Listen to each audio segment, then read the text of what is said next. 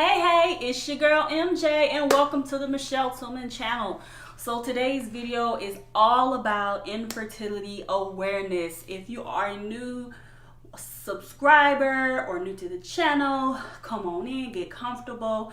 If you already subscribed to the channel, thank you for continuing to watch. I appreciate the love. Like this video, write me a comment or share the video so that we can get infertility awareness normalized, because people need to know what this is about and how it affects so many people that you already know, people in your family, people in your sorority, your friends, your church members.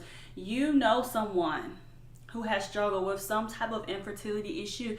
They just don't talk about it. So today, I just want to cancel the stigma. I have on orange. That is the color for Infertility Awareness Week.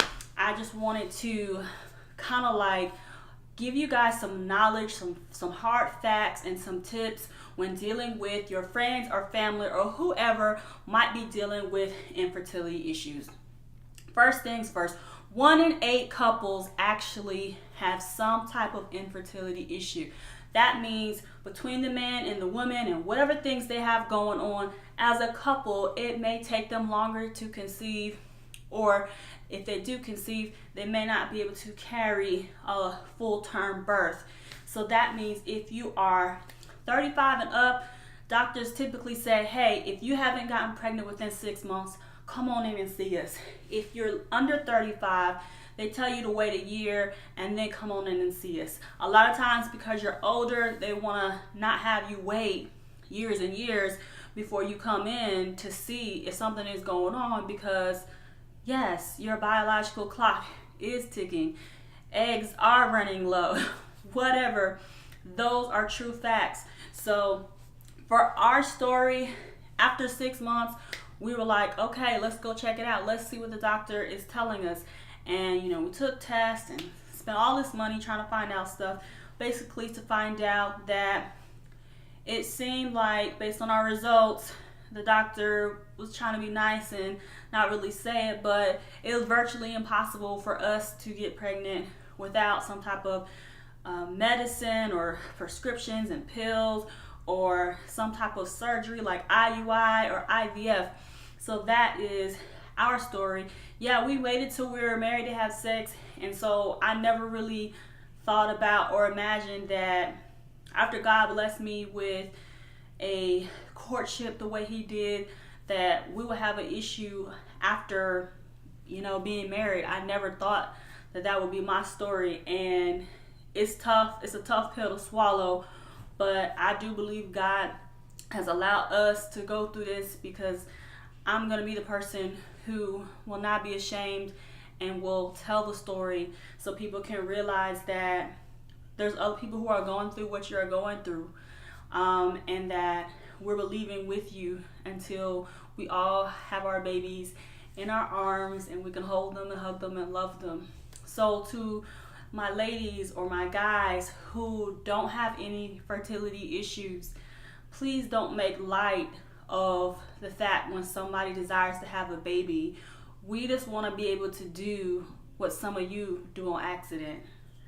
Let me say that again. We just want to be able to do what some of you do on accident.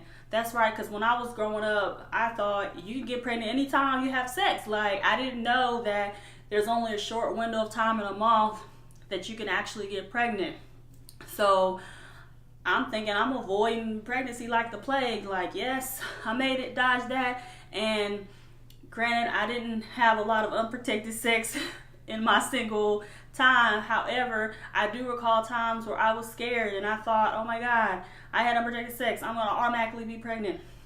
But that's not how it works. And so for those of you who got pregnant on the first try, or, oh, you got time, or if you just stop thinking about it, it'll happen, those are not words of comfort.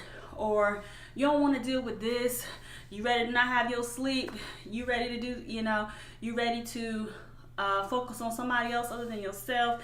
Those are not words of encouragement. Don't make light of our desires. And sometimes even women who are not married have made comments to me, well, at least you have a husband.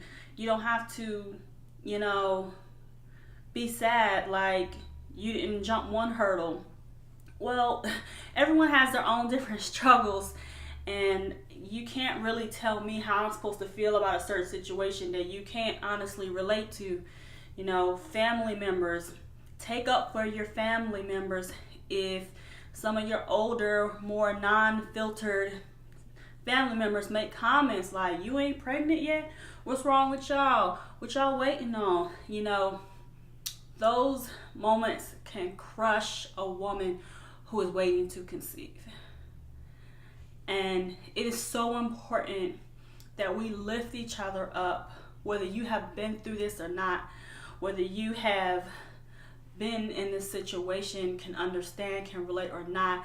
And it's so important that women who have conquered are not afraid to tell their story. I know, yes, if you're a wife, you do need permission from your husband to be able to say, we had trouble conceiving, because for some men, that's a real pride and ego thing, and they don't want anyone to think there's something wrong with them. I get it.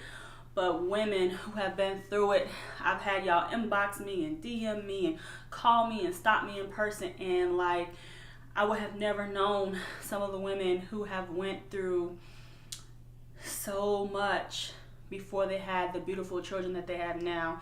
I'm not saying it's for everybody to share everything, but I do believe that I'm called to share and speak on this topic.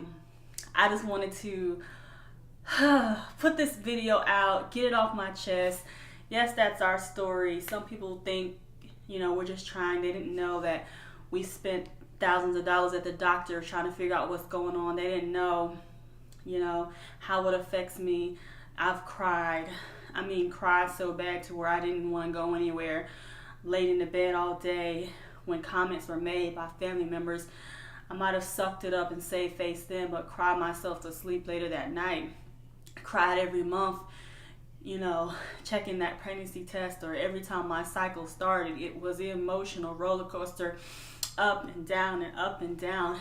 And to have something come every month to remind you that you're not a mother, and to want to do and be something that other people have happened on accident, is never something you should make light of.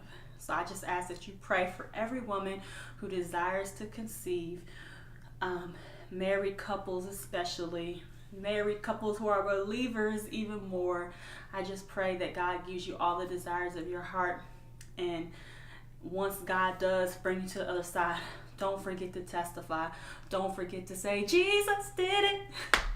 And I can't wait to tell y'all that too. Love you guys. Have a great day.